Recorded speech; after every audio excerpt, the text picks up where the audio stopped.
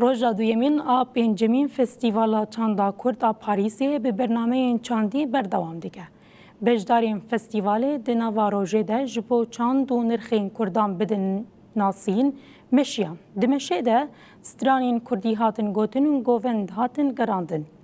Li aliyê Herîbalkêş yên bernameyê jî pêşandana cilên neteweyî yên ji herîm û qadên cuda yên her çarperçê Kurdistanê bû.